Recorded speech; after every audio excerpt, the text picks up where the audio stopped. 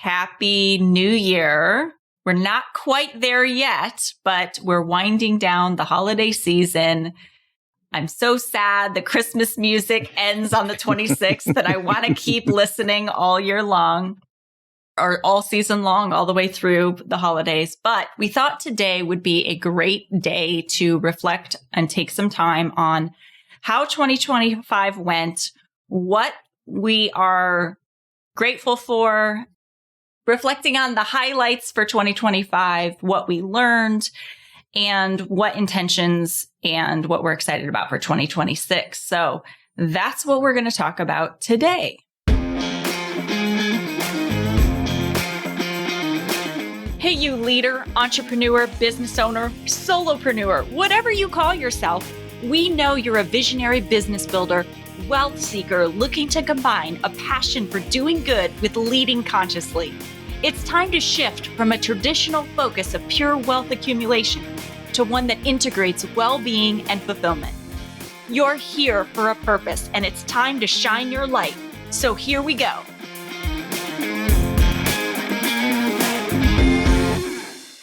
Welcome back to the Conscious Edge podcast. I'm your host, Alicia St. Germain, here with my regular co-host, who has not been so regular lately, Jonathan Duggar.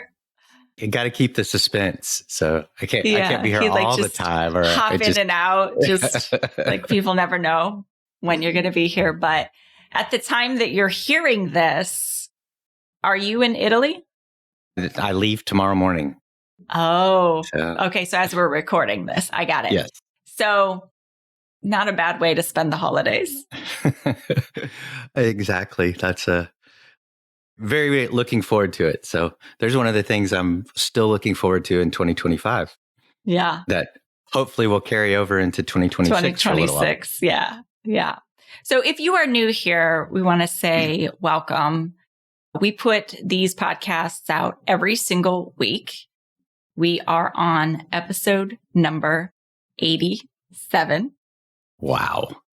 You say that every time I say it, but I can't believe I still can't believe it. I know. And it's been a really fun experience and great journey. And we've covered every kind of aspect of being a human, building a business. And there's still more, right? Every time I keep coming up and digging for something else. Our producer talks about saying sometimes the same thing 100 different ways, just because you can't say it enough. Whatever it is, whatever our experience is that we're going through. And so if you are a human building a business and you would like to do it in a holistic way where you are not grinding and burning yourself out and it's fun and enjoyable and it stretches you and helps you grow into a better person, then you have found a home here. So make sure you hit the follow or subscribe button wherever you are listening.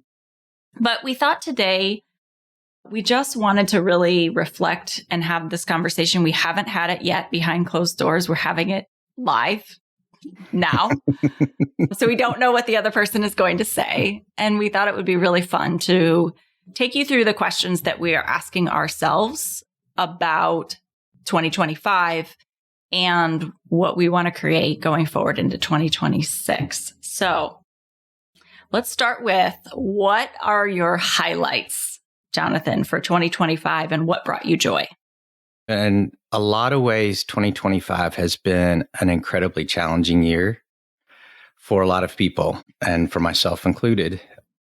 And the way I'm framing that now as I reflect back, though, is a lot of those challenges have been very necessary for me personally in order to help really define and provide clarity on the things that truly do bring me joy and to move up my priority list in terms of emphasis. And, it's not to sound morbid or overly, morose. I'm a little bit older than you, and I'm past the halfway point in my life, maybe by a substantial amount, who knows? So I'm really in that place of, if not now, when? So it's been very interesting to look back and to see some of those things that I really took as negative in aspect when they happened, and reframing them to this was needed. This was necessary. It was important for me to experience this, to live through this, to feel through this, and to learn from it. So as to the joy part, man, that list is so long. And part of that comes from the reframing of what really does bring me joy and making it my own definition and not society's or upbringing or anything else. And I'll have to tell you, we started the year in a great way with our retreat that was a true highlight for the year for me. Me too. In so many ways. Yeah, it was the first thing on my list was running retreats with both you and also co-leading and supporting my friend Shannon in her retreat down in Destin recently too. Just the retreat aspect in being in the space with other people who are bettering themselves and nurturing themselves and getting to pour into people is like so fulfilling, right? It really is. And I hadn't thought it because I've, been involved in retreat work and workshop work for many years, but this was the very first time I've ever been able to do one with somebody that I'm so close to and that is such like-minded and like-hearted, and bringing a group together that had that same kind of compatibility, where there's some lifelong friendships and relationships that came out of that I was not expecting at all. So a lot of very happy surprises out of that I think were great springboards into other elements throughout the year that have helped me continue to learn and continue to grow, but have really brought me joy. Just conversations with people that may have not have lasted more than 15 or 20 minutes, but that were a bright spot that I have tracked back to throughout the remainder of the year. Our working on these podcasts together. Mm-hmm. And every time we get together, I have so much gratitude for this, and that you strong-armed me into doing this. I did not strong-arm you into it. You kind of tricked me. Of it. You kind of tricked me. You're being dramatic. Yeah, maybe a little, but there also is a little trickery in there. Oh, we could just have a conversation. It's just like we always do. It is. It is just really like we always do. It really is. But one of the things that, again, those points of clarity that came to me is this, again, the universe opening up an avenue for you and I to have some dedicated time that really is for us and for everybody else. But it's because it's conversations that, like you've said many times, we've had for years behind closed doors. It makes it even more special to me because it's something like, I don't have a good way to describe it. It's just something I really treasure and I have a lot of gratitude for. And it was not something I expected. So again, a happy surprise that has so many layers to it, so many elements to it that I think hopefully have some far-reaching positive effects for us, but for a lot of other people. That's my true hope. So I didn't expect something like a podcast to have so many positive and happy ramifications, so many layers that are there. So I think those are the big ones. And then I have two things that are more sort of personal nature. I've got to see both of my nephews, my oldest nephews, married this year. Both of them found the love of their life and were married this year. And I got happy that I was able to be in attendance of those. And I've got to witness some changes in other people's lives this year that started in a not so great place and ended up in a much better place. And I think maybe I was a part of that, but the part that really brings me joy and brings me a lot of gratitude is that I got to bear witness. Mm-hmm. I got to see some transitions and in some really positive ways. And one of those things where loss can lead to joy, can lead to freedom, can lead to insight. So I got to see quite a few of those this year and be part of that process with several people. And that makes me really happy. So I love that. I think those are the big ones. Big ones. Interesting. You didn't mention any of your travel, your extended travel that you've been doing this year and getting to do that. Those definitely bring me joy, and that's something I'm going to maybe talk about when we talk about going into 2026. I'm redefining that in a way where that's my life now. That's my lifestyle. So, and it I don't want to diminish how grateful I am for those opportunities because it does bring me a lot of joy. But I'm shifting from looking at it as like a bright spot to that this is my life. I'm living my joy. That's cool. And traveling and adventure and exploring and growing through new experiences in different cultures and things like that. So that's cool. I like that shift when something that brings you joy just becomes how you live. That it's not that you don't have gratitude for it, but it's not, it maybe wouldn't make the highlight reel because it's your everyday. And that's a great thing. Yeah. That's a really great thing. I think for me, definitely the retreats that I was talking about and being able to pour into some people, it just fills my heart. Getting to cook for people, getting to entertain. Oh, yeah. And it's opened up some things that I will talk about as well in a minute. But being able to speak on stage at InvestorCon in June in a different way and getting to take a lot of breakthroughs that I'll share also in a minute was also really, really awesome. I enjoy it. I don't do it often because I choose to be home with my family. When I do get to speak on stage, it's a lot of fun for me and it does bring me joy. And being with people, I'm an extrovert. So being with people who are high vibe sort of way is really, really fun. The other thing I'd mention, this is kind of going back to the retreats, is seeing the results that some people have created throughout the year, seeing them open up and transform, come up with new ideas, put those new ideas in action, still seeing that the effects of that are still being unfolded is really, really cool. So I enjoy that. And then hitting a financial goal with ease and being open to that happening in an unexpected way. So I, up until this recently, this year, have had a pattern of setting financial goals and coming up just a tiny bit short every time. And it is so frustrating. It's not that I don't create great results in the process, and I'm not ungrateful for those great results, but it's like, I just want to cross the finish line. I don't want to go to 95%. And so my pattern was pushing and trying to find the right strategy and trying to force myself across a financial goal. And I would say, like, it burned on my family. It burned on my body. It burned on me.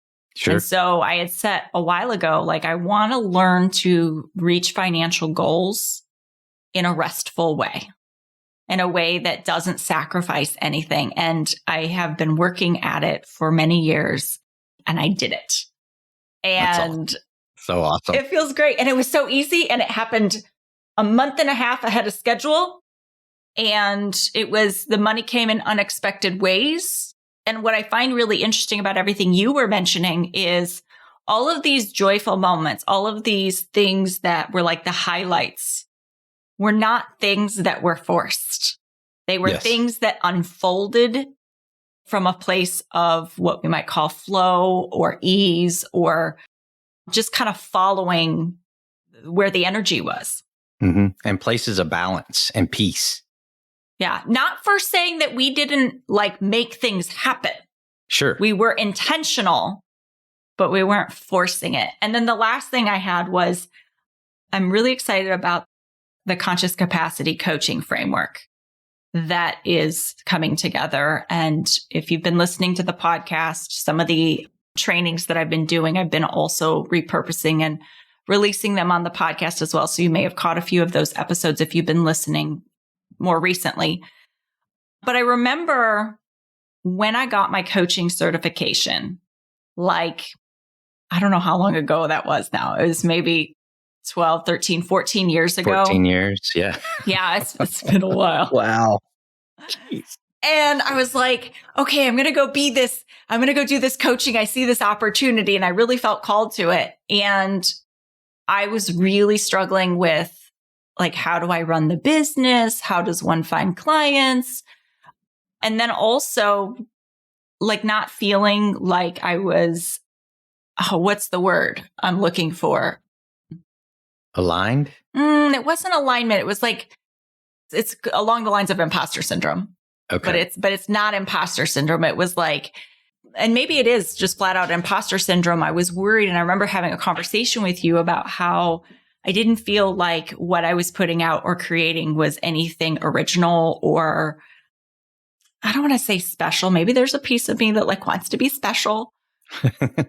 I remember that conversation. You had talked about wanting to contribute. It's like, am I really creating anything that's uniquely me, that I'm giving something special? I think you even used that word, special and unique, that's not already been repurposed or repackaged. Yeah. I remember that. Yeah. And it was from a place of maybe a little worry that, is there a place for me in the world? And feeling like, oh, should I go get this?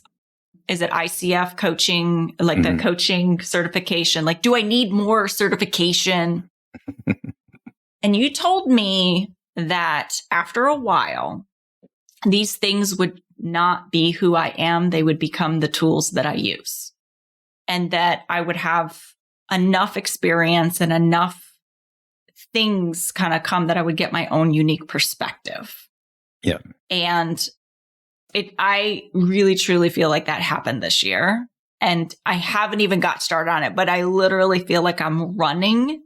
I personally, my human is running to keep up with my soul's like creation and what we're creating. And I'm so excited to be able to help more people with it, because it's something that's been there all along. There were clues, but I maybe have been picking up the breadcrumbs, but didn't know how to make sense of them. So I remember when we had the conversation and you had landed on the word capacity, and just talking about that word and what it meant to you and how you wanted to really dig into exploring that with yourself and with other people, just how you lit up. Like it it felt like a true opening of, like you said, all these things you've sort of been working toward. And then I use the word alignment because I was picturing that conversation. Yeah. Of like how everything just lined up and it fit. And it's like you believed it and you felt it and you knew it to be true and you spoke it into existence. You know, it's like that all that sort of amalgamation of synchronicity that happens when that true flow happens. So getting to put that training series together, put it out for free, and see people respond and take really powerful things away from it, and even things that they already knew, but seeing it like framed in a different way. And they're like, oh, wow, that really landed for me. That was a highlight for sure. So I'd say this year for me, I feel like my highlights have been more on the business side of things. In other years, they've been more on the personal side of things. But I have some intentions going into the next year as well. So, and then getting the trademark on the Conscious Edge. Oh yeah, I forgot about that one. That was congratulations. Like, that's I don't actually know. It's a really just like great one. Staking my claim in the world. Like your flag on the moon. This is my flag on the moon. But it takes it's a process, and it was something that was given to me many years ago in a conversation in a 20-minute car ride, and then knowing I really should protect it. And if anything, just for the sake of, I get to use it and it gets to be something that I contribute. I don't know why I feel like I need to have some legacy or uniquely contribute in some way or be special. It's probably my only childness. But it is what it is. And it comes from a loving place. Okay, biggest lesson. What was your biggest lesson from 2025? Something I'm really trying to own personally, and again, reflected in business. And if we talk about 2026, I'll reflect on this too. But that compassion is one of my superpowers, and it's not a liability. It's never a liability. And it's where my strength comes from, my true strength. I think I can be strong in other ways, but in all aspects of my life, when I'm able to to lean on my empathy, my intuition, and my depth of compassion and kindness, it's always a good thing. It always turns out for good, even if it's not apparent in the financial payout on the front end, or the way the relationship is going, or the business venture is going. If it's not apparent initially, it becomes apparent if I stick with it, if I hold that truth, hold on to that, and stay authentic with it. And that's really become evident throughout this year. Because like I said, when we first started, there's been a lot of challenges this year and a lot of things that took me away from compassion, where I was being fueled by anger or resentment or just confusion.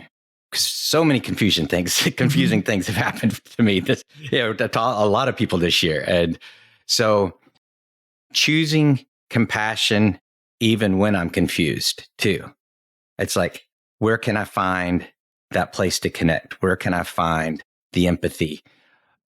An understanding that compassion there's no element of compassion that is about weakness. Because some of the ways I was brought up, and I'm not bad-mouthing my upbringing by any means, but some of the things from a religious perspective, from a cultural perspective, there was some training in there that there, at least there were places where compassion was a weakness, kindness was a weakness. And just really latching on to that, compassion is one of my superpowers. Kindness is a strength. Empathy is a gift and a talent and a skill, as is intuition.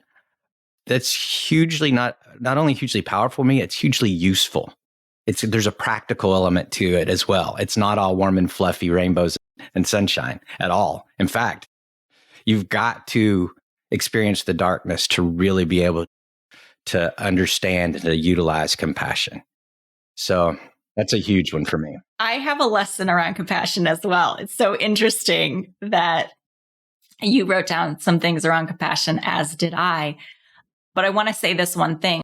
I think that, did you ever struggle with people pleasing? Oh, absolutely. Yeah. It's interesting because I find that I'm the middle child. I find it fascinating because I also I think my compassion, kindness, ability to forgive and have empathy is also a superpower. I have always thought it was my superpower. However, there was a time in my life when it came from a place of self-protection. Mm-hmm. And that's not the case anymore, because there's the dark side. I kind of feel like that's the dark side of compassion, is people pleasing. Yep.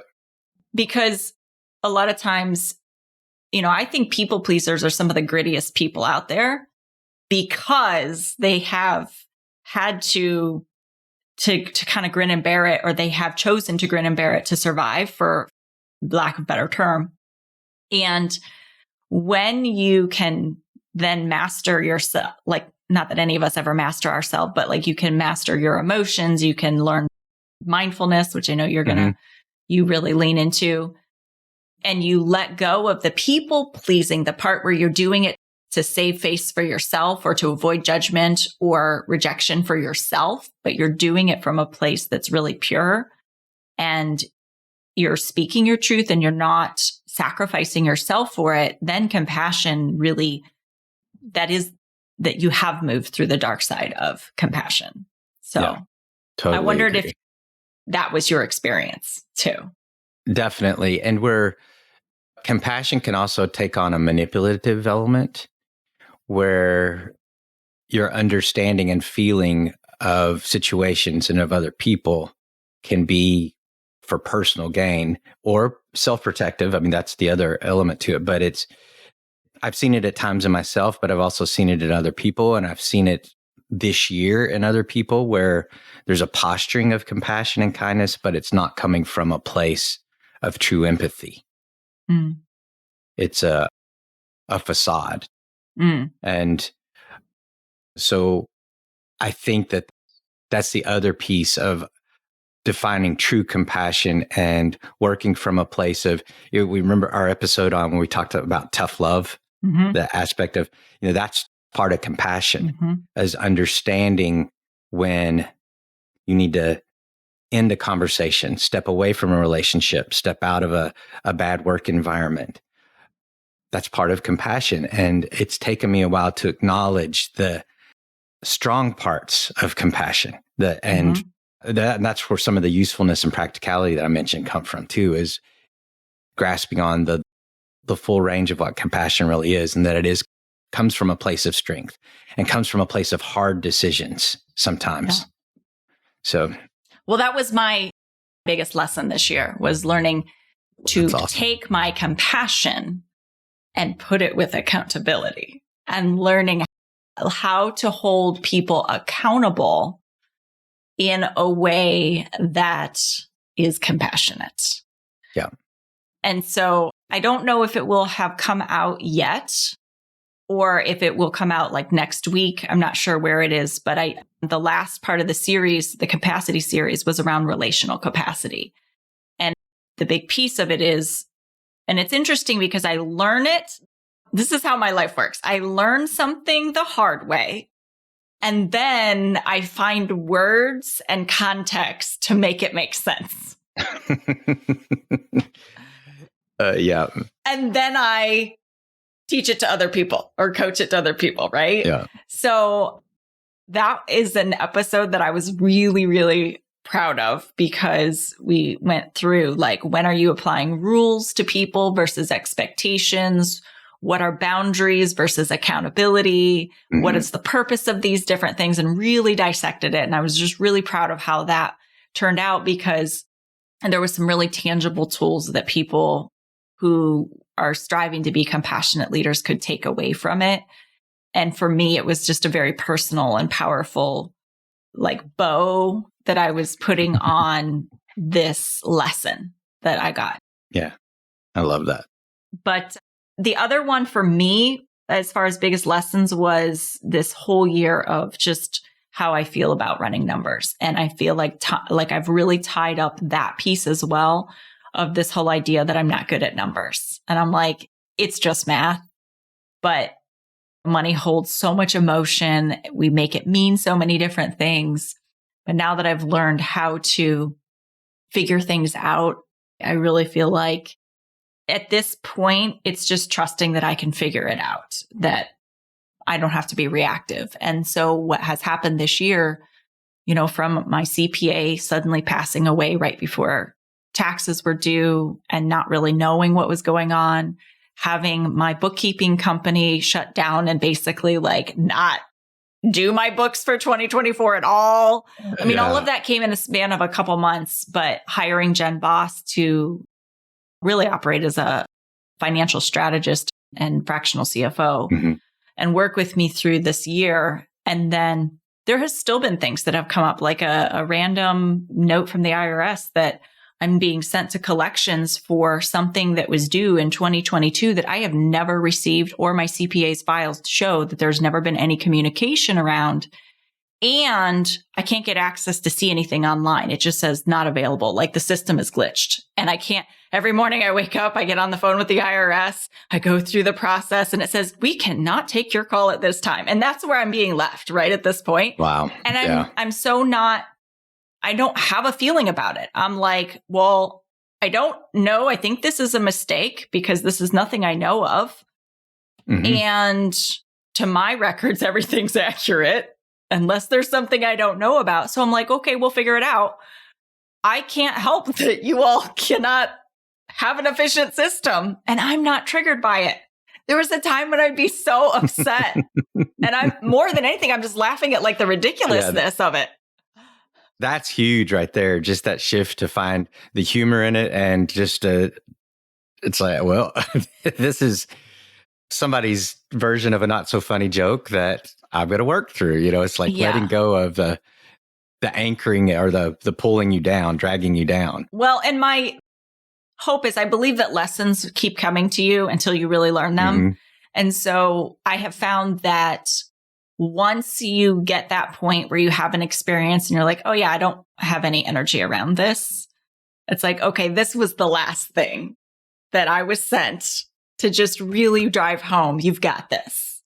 So that's awesome. That's a nice little bow. And did you have any other lessons that you wanted to bring up? This year, for whatever reason, it feels like I've stepped into truly believing that I can create a life that I love and businesses to support that.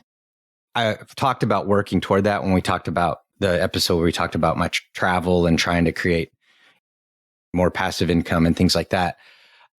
I was doing that, but I don't think I truly believed I was capable of it or that it was even something I was supposed to be doing. Like maybe it's a deservability thing, but it just, when I was reflecting on this, it's like, I don't know how it's all going to flush out. And I know that there are probably going to still be hurdles to jump through.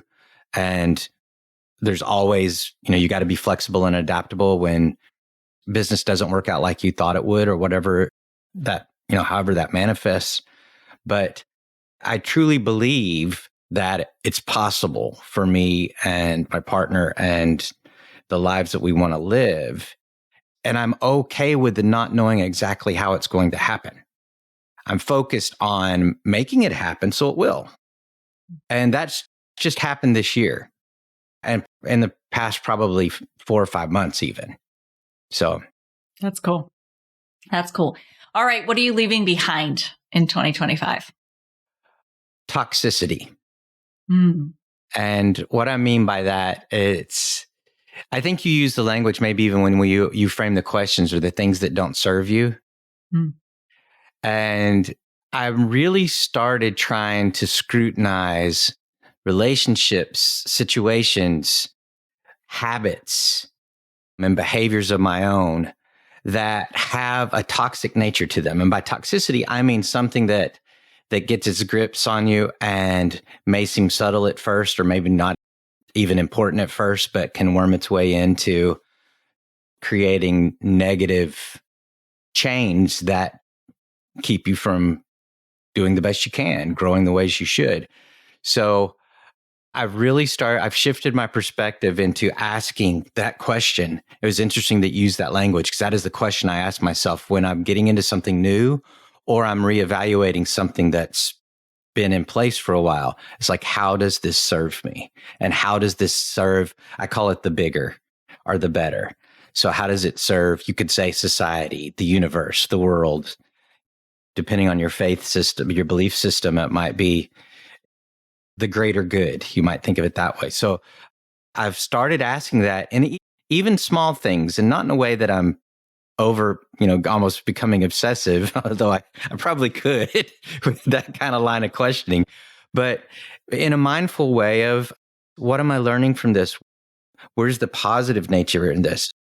Is this pushing me forward? Is this valuable in some way? So asking those kind of questions in a way that's really practical and getting more comfortable in severing those ties that don't serve me in a positive way, in a healthy way. So, cool. And that's really come out of this year. Hope I make the list. Oh, absolutely. We talk about when you let a relationship go or you let something go, it's not like you call the person up and you're like, hey, so I've been doing some thinking and reassessing my 2026 and you didn't make the list. It's kind of like you just don't put the effort in and it tends to dissolve on its own. Yeah. And that's part of this lesson is I have learned part of that people pleasing thing. I'm often the one that nurtures a relationship. I'm often the one that is putting the energy into it and not having an expectation of return necessarily. And I'm trying to shift that. It's like, it's not that I'm not going to try and nurture anymore, but that compassionate place is asking the question, does it serve me? Is there an equality to it? Is there a balance? And often in work and in personal relationships throughout my life, I've had an imbalance of energy and effort. And so I'm really working on that and using some of the lessons from this year to do better. That's cool. To grow from that. I'm going to leave behind imposter syndrome. I'm not saying it's not going to creep in, but what I have learned is that preparation and commitment and intention, like all the tools that are needed to rise to any occasion are there. I have enough humility to know what I don't know, but I also know that there are resources and people that we can figure it out, and that I also deserve a spot at the table. I'm going to leave Amen. behind making myself less than others. It makes me a little emotional with you saying that, and it makes me very happy to hear you say it too. Yeah. Yeah, because what I find is that when I shift, and I don't know if you find this with the people who you care about and who are around you and that you coach, when you shift, they shift. Mm-hmm. And so there's a lot of people around me who struggle with worthiness and not feeling enough and not feeling good enough. And so as I leave and shed that behind, that is my prayer and hope for the people around me too, because we all have a unique gift. We all have things that we contribute. We work together, we collaborate. And I think that's what makes this world a better place. Oh, totally agree. So put an exclamation point at the end of that sentence. Yeah.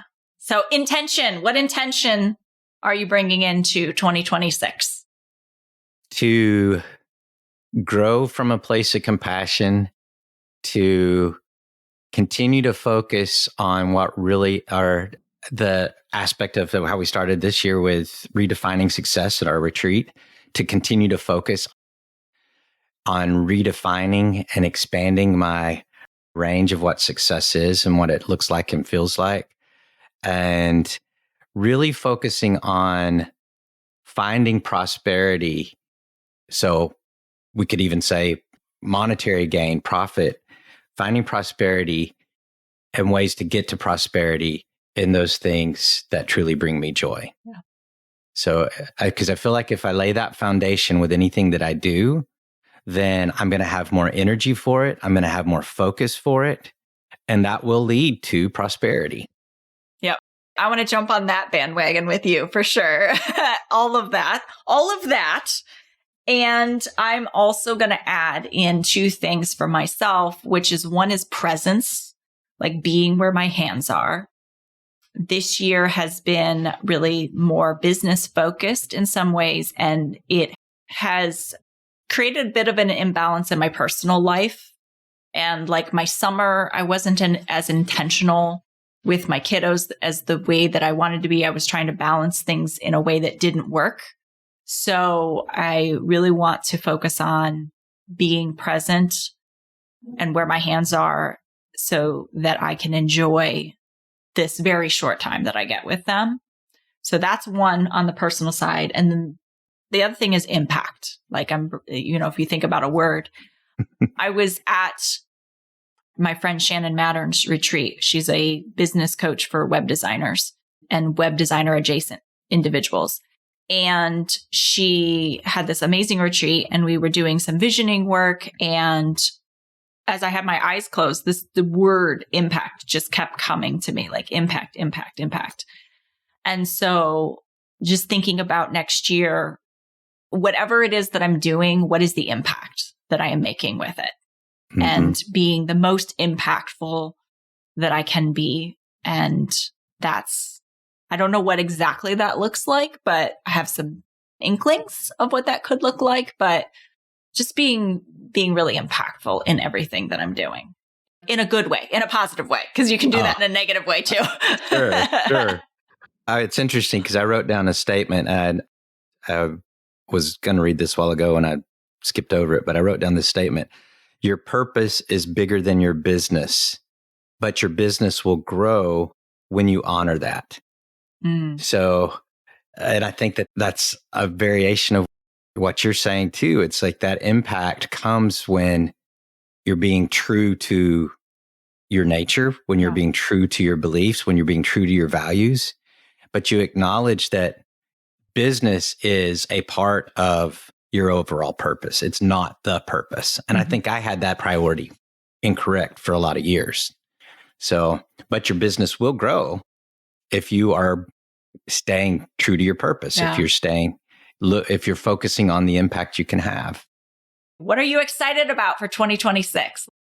Well, I had a little trouble narrowing down that list, but I want to just focus on one thing because it's very far reaching and it is a venture out in a lot of ways for me. So it's the idea of starting some new things at this stage of my life and my business life, especially.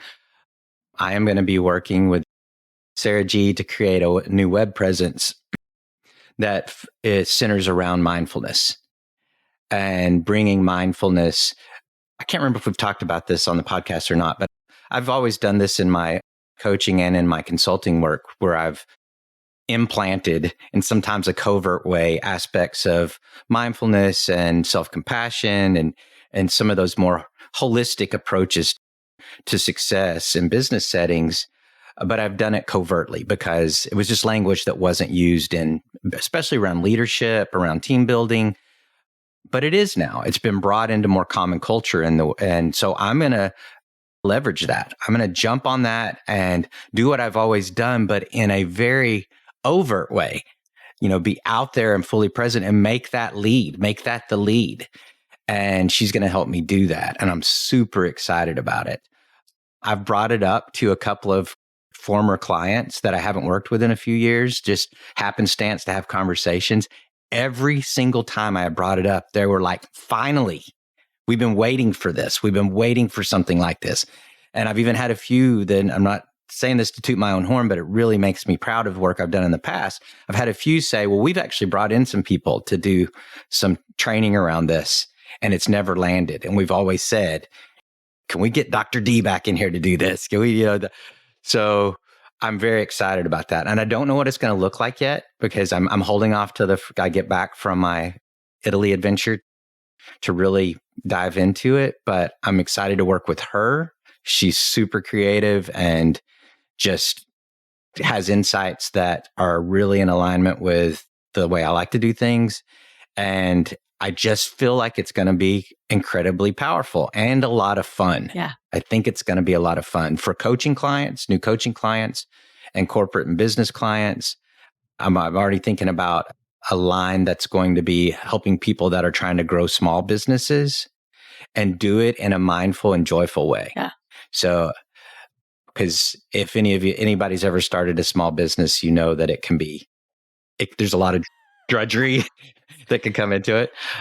Yeah.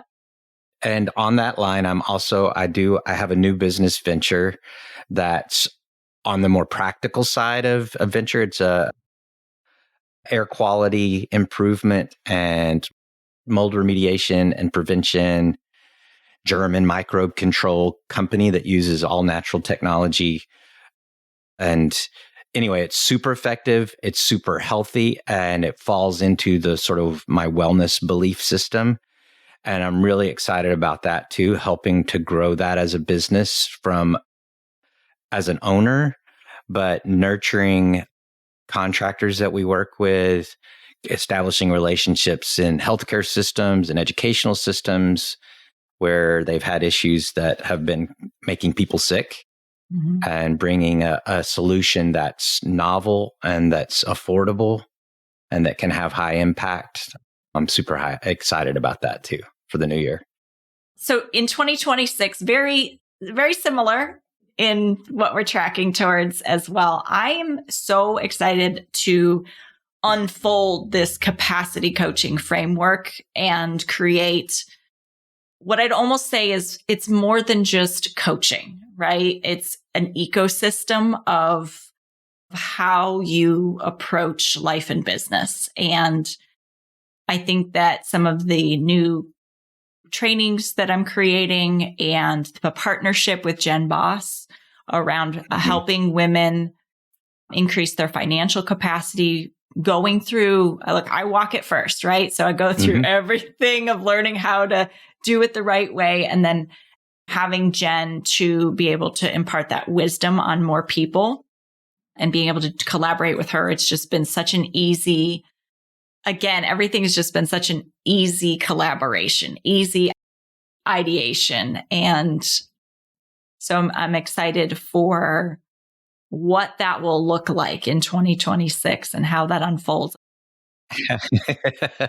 Well, I'm so excited for you and Jen to work together to continue to work together, but to grow something, because I see you guys having such compatible strengths, and it just feels like a collaboration made in heaven. I mean, it really, really does. I'm so excited for both of you. Yeah. Like, I love the way she takes the shame out of whatever it is you think you don't know about business, or whatever you think you're fumbling through. Like, she has such an amazing way of taking the shame out of that business side of things. Like, why would you know better? Instead of you should know better, or I should be better at this. It's like, why would you? Yeah. And I just love that. So I am really thrilled to share that with more people, connect with more people through 2026. Speaking again at InvestorCon in June. I feel like I've had an upgrade in myself personally, and just the way that I go through the world now. And it feels really good. So that's awesome. I'm excited to embody that in 2026. So anything else you would wrap up? Just that there are so many good things ahead for everyone out there. And I know that there's been a lot this year that has made it feel like that's not, that our future is bleak and the lights are dimming. We need the darkness to define the light. And we've had a lot of darkness this year. So just encourage everybody to really focus on finding your own light, find it in others, and help other people find their light. Because by helping, you'll find yours, you'll grow yours. So just really just focus on the light and know that hope exists, and hope has a practical side to it, and you can build that. You all have the ability to do that. I think that so many of the upgrades and the learning and the lessons come from the dark. And if you don't have them, then you don't grow. So there's so many gifts in the experiences if you take the time to receive them. If you take the time, if you're stay in the problem, then you're part of the problem. Yeah, I totally agree. Wrapping it up, have a safe New Year's Eve, and we'll see you in the new year. Sending you so much love. Be well, everybody. Thanks for listening to the Conscious Edge podcast. Make sure you subscribe and take a moment to be kind and share this episode with someone you care about. Leave a review to help us bring more compassionate leaders building businesses and creating wealth to the table. And for show notes, head over to consciousedge.com/podcast. This podcast and the linked materials are presented solely for general information, educational, and entertainment purposes, and should not be taken as personal or medical advice or any kind of mental health treatment. Please consult a medical or mental health professional if you feel you need such services. Please be advised that all investing and entrepreneurial endeavors involve risk, and the use of the education and information on this podcast and linked materials is at the user's own risk. This podcast is part of the Sound Advice FM network. Sound Advice FM, women's voices amplified.